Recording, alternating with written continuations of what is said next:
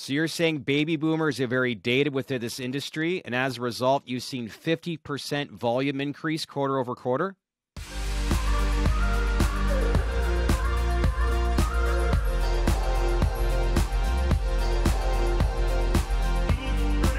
This is the Dales Report podcast, and I'm happy to be joined here on the podcast today with Mitchell Barnard. He is the CEO of Wildpack Beverages. Mitchell, great to have you on the podcast. I appreciate it. How are you? Yeah, so the audience is looking like, okay, that's a cool name, Wildpack Beverages. So who is this company? Why are they on? So maybe just quick introduce yourself, but most importantly, why am I guess my viewers should be interested in possibly investing in this company?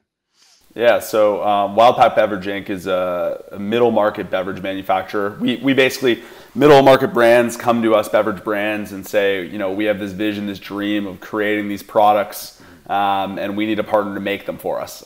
So they come to us, give us their formulas, you know, the raw materials, we blend them, mix them, and a sealed can comes out the other end. So we're really the operational side of the beverage brands. So where is, I guess, you know, you talk about, you know, the beverage side, operational side. Give me like kind of an education of where obviously the landscape is right now. One thing, like what's the current landscape? What needs to change? And most importantly, I guess the opportunity that it presents to you and what you're currently doing right now to answer a lot of those questions. Yeah, so I mean, from a landscape perspective, the number one thing to think about is that there's a massive amount of demand. There's a lot of new brands, a lot of new products, a lot of you know, even larger brands that are creating, you know, newer kind of subset brands or SKUs. Yeah. And predominantly in the aluminum can format. About, you know, 70% of new brands or new products are coming out in the aluminum can. So there's a ton more demand than there is capacity. You know, there's been a bit of a structural shift that's occurred in the way that humans are consuming beverages, and manufacturers are, you know, traditionally slow to react to those structural changes. Wildpack, being a startup, you know, as you know, short as a year and a half ago, we were very nimble, very able to kind of attack that and build facilities that mirrored the needs of the demand profile for customers. So we've set out to build a network of facilities, which is the most optimal way to service middle market beverage brands. We're currently sitting at 5 in the United States with a goal of getting to 12 by the end of 2022. Okay. And that's really, you know, how we're solving for this, you know, significant amount of unmet demand. So what are the changes that you're seeing right now that consumers want that are being unmet right now in the industry? Yeah, so number one is, and it's, you know, it's a simple thing, but access to aluminum can manufacturing. So people that are putting products into the aluminum can, so not the people who are making the cans per se, but, you know, folks like us who are solely focused on producing aluminum canned products. Yep. That's number one, because again, that's where the major shift has occurred into where new products are going into, and there's not enough manufacturing capacity out there to meet the customer's requirements. So that's the first thing. Okay. The second thing is a lot of flexibility in your ability to switch between can sizes and SKUs, because we've seen end consumption by consumers really transform from I'm a weekend Bud Light guy to I'm a weekend, I'm going to drink 3 or 6 different types of craft beers from a bunch of different places, For sure. all in different container types, right? So you've seen, you know, and it's a millennial, the way that millennials do everything, right? I want options, I want freedom. So we built our lines around how to solve for that. So that's a major trend. And then the third is there is a very accelerated increase and decrease in demand in very specific market segments within the beverage industry. You know, we just saw it all happen with the vodka-based seltzer brands, Yes. Where the demand just takes off, Yes. and then overnight it starts to decelerate very aggressively into the next acceleration of a different, you know, kind of undercurrent within the market. You know, we're seeing that as better for you brands in the energy sector right now. Right. So being able to react to those trends is very, very important. And again, one of the things that Wildpack's built our business model around. So aluminum cans manufacturing, where's that done? Because I would think in North America it's quite costly, is it not? Yeah, no, it is, and there are some plants that are, you know, where aluminum cans are manufactured in America by, you know, the big players like Ball and Crown, but predominantly they're manufactured overseas and a bunch of different places, South America, Asia, Yep. The Middle East. And as you push down from top of market into middle market and lower market beverage manufacturing, you see it coming more from overseas because, again, the domestic supplies are taken up by the Monsters and the Coca-Colas of the world. Yeah. So, supply chain issues, like obviously there's been a shortage of things in various industries. Let's face it, since COVID hit, is there any issues pertaining to that on the foreseeable future? Yeah, so we've been able to, I guess the most important thing to identify is obviously the supply chain shock has caused an increase in shipping from internationally into the U.S. It's kind of publicized everywhere. Containers are going from, what were $3,000 a container a year ago to $10,000 a container now. Wildpack, in our situation as a manufacturer, all of that is passed on to our end consumers. And frankly, the beverage companies are the ones that are bearing those costs right now, which obviously is tough for them, but given their margin profiles, they're able to kind of grit and bear it. But generally speaking, there's been a slowdown for sure. We set out very early on to solidify a strong supply chain that could withstand the sensitivities that can be hit by major colossal changes in the shipping lanes. So we've been able to sidestep it quite well with a steady state of supply coming in internationally. So when I interview a lot of companies, it's fascinating how some of these industries have been around a long time, but they become very dated models. And this is yet another opportunity. So this is where I'm trying to push back a little bit more and to have a better understanding. You have the 5 locations right now, correct? Yeah, that's correct. You want to expand to how many by the end of the calendar year? Yeah, 6 by the end of this year, so 1 more this year, and then 12 by the end of next year. Okay, so as I look at the overall landscape right now, is this what you think? Like right now, it is a dated model, and you're obviously looking to, I guess, retrofit that into like where it should be today. And if so, what does that entail? Yeah, so there's a couple ways that the manufacturing of beverages is outdated. So the first is just the general business model is traditionally get a big plant in the middle of the country. When you sell it out, take the space next door, build a bigger plant, and then when you do that, rinse and repeat, right? And the beverage clients, your ultimate brands, will just ship from there all across the country. But when you actually dig under the hood of these beverage brands and you realize how sensitive their cost of goods sold are to shipping rates, a network approach to building out capacity makes a ton more sense because they're ultimately producing closer to end distribution, which drives their total cost down, which makes you a better partner for them. So the first major disruption is, again, approaching it as we're building a network across the U.S. defined by key end geographic locations versus traditional co-packing model. The second is, our industry is fax me your PO. I'll call the shop floor to find out how many cans you have type industry, which, for people of, our generation, we think that's quite silly because we grew up with Amazon and Domino's pizza trackers. And frankly, most of the CEOs of the beverage brands we, service are the exact same, right? They're 30-something-year-old Stanford grads who have, founded a beverage company. So when they get asked to do that, they're like, this is quite the archaic nonsense. So the other thing, I bet. Yeah. So Wildpack, obviously, our average age of executive is quite young, and so we took a lot of that for granted when we came into it. But one of our largest opportunities is just right-sizing the customer experience with what they're used to, given the day of age that we're in. So we're currently building like a digital customer user interface that plugs directly into our ERP that will allow our customers to have real-time data on all of their production across all of our facilities. And be able to interface through sales in a digital manner and be able to, run their supply chain through that as well, which again, like to us, we go, well, that makes sense. You know what I mean? Domino's has been doing that. I can see when, Tim is delivering my pizza or when it's getting made. But in our industry, it's exceptionally innovative. So how do you compare or I guess match up against, say, some of the multinational CPG companies in the space? And do you find within your space, like how old are you, if you don't mind me asking, early 30s?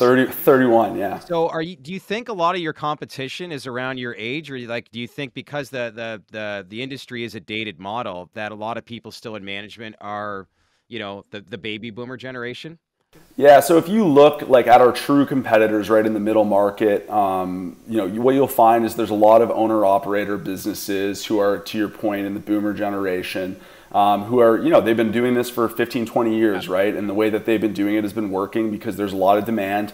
When you have a demand supply inequality tilting towards demand, it stunts innovation, Right. generally speaking. So, when you're looking directly at our competitors, that's absolutely true. We are by far the youngest team out there, doing this and innovating for the brand side of the equation. When you look upstream, it's very, very similar. Like some of the very, very large names in the manufacturing space, to your point, multinational conglomerates of hundreds of facilities. Again, if you look at their leadership, they're not our age. They're a lot older than us, and I think that they're imagining the way that you do business in this space as how you would have done it 20 years ago, because it's been continuing to work. We obviously take a different view. We think that 5 to 10 years from now, if you're not on the internet, if you're not interfacing with your customer in real time, Yes. through modes that they understand and have grown up using, you're going to be kind of outside the tent. Yeah. And that's what Wildpack's really trying to build. Yeah. So aluminum cans is the big trend. That's what younger generations want. So is that the primary focus here when you're dealing with, like, I guess, this new change, so to speak? Because, you're on the operational manufacturing side. So when you speak to a lot of your clients that are speaking right now, does that appear to be the number one priority, knowing, let's face it, I don't know what the percentage is, but the Gen Z's overall population model across the world is quite substantial that people are unaware of? Yeah, so I know a lot of people, they look at ESG, environmental decision making, sustainable decision making is kind of this, hot phrase that people just say, but the end consumers are actually to your point, our generation, the generation right below us, they're actually making consumption decisions based on that, which is driving brands into aluminum cans and Tetra Paks.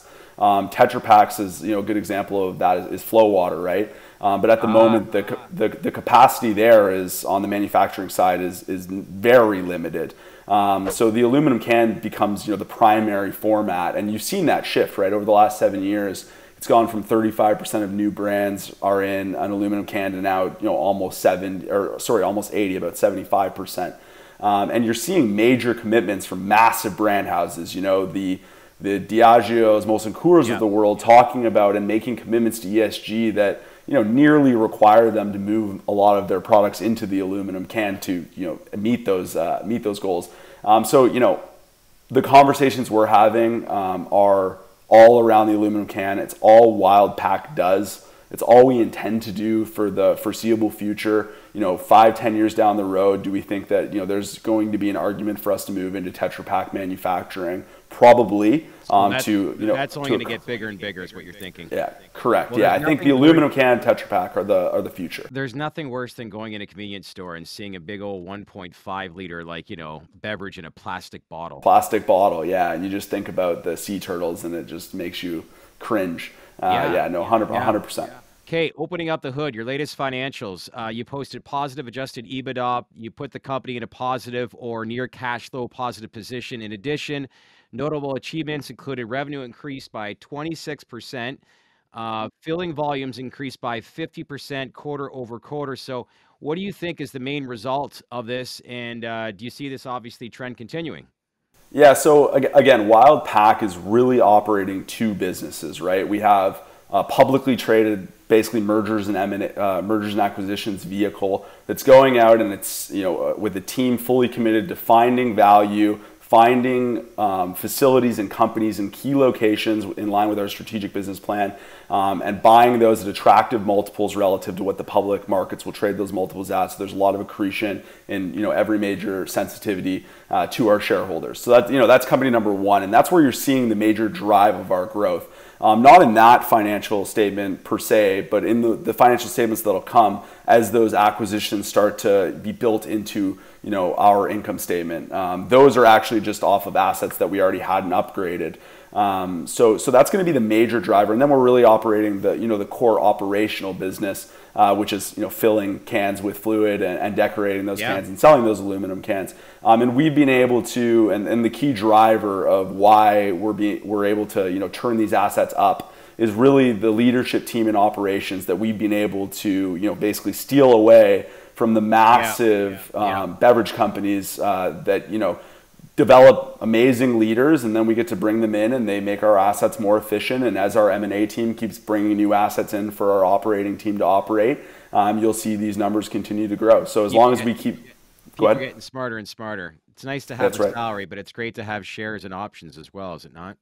Yeah, that's right. And I mean, you can go be a VP at Coca-Cola and your life is going to be very, very comfortable, but are you going to, be able to 10x on your shares? Maybe Yeah. not. Whereas I think a lot of, and I know a lot of the, key leaders that we brought into our senior leadership team from an operational perspective who have, histories at the Coca-Cola, Red Bulls, Anheuser-Busch's of the world, the number one attraction is that they get to take all those things that they learn, actually build them here and benefit from 100%. the successes that they create. Well, it's just the younger generation too that realizing anything but a corporate job, right? Yeah, I and while Wildpack's kind of corporate, we definitely and we take difference corporate between governance corporate, bit of a different vibe. and corporate, Yeah. and still running like you have some That's right. flexibility, right? Let's not kid That's right. ourselves. So action plan moving forward, like you've said some of the strategies that you have in place. Expand your operations by the end of the year, acquire top level talent. Saying that, as you said before, I want to talk specifically about somebody in particular, Sarah Coyle. You appointed her to the board of directors. For those that don't know who she is, she was previously the director of global industrials group at UBS. So, in their own words, why are they making the switch from multinational CPG companies to join your company? What would you say? Yeah, so Sarah's she's still the managing director at Rothschild's in packaging, but she's joining our board because she sees what we're trying to do. Okay. She understands the market opportunity. She obviously comes from an M&A world. Her entire career is in M&A, and her entire career is in packaging. And she goes, there's a real opportunity here for a consolidator to consolidate the middle market. And, under the right guidance with a team that's as hardworking as the Wildpack team is, we can, do something magic here. And, that's how you convince somebody like her, who is frankly, 2 to 3 rungs ahead of where Wildpack is today, Yep. to join the ranks. And we see that, like our board of directors is a bunch of very high level individuals that are really looking at the opportunity and the team and going, with the right governance, the right guidance, this team can do something magic. So that's really how we've been able to pull those folks in. Yeah. It's fun, isn't it? Yeah. It's crazy. It's like my wildest dreams when we started this thing, a year and a half ago, essentially, to think that we would be public and, having acquired 4 facilities and built one in a year and a half is wild. Well, I think No pun. yeah, I just think people, it's either way on the right side or wrong side post-COVID. And it appears, obviously, with what you're trying to build out, you're way on the right side with big opportunities on the horizon. Appreciate the time. Let's keep in touch. We're going to have you guys on and continue this over the next couple of months. So we're really going to build this story out and learn more, but we look forward to it. But I appreciate you taking the time to connect with us here today. Yeah, thank you so much. Appreciate the time. Thanks everyone for watching, and make sure to like this video and please feel free to leave a comment. Also subscribe to this channel and turn on the notifications bell to receive all new videos posting featuring stocks that are moving in the crypto, psychedelic, and cannabis space, and also notifications on monthly cash giveaways. You don't want to miss it. Thanks everyone.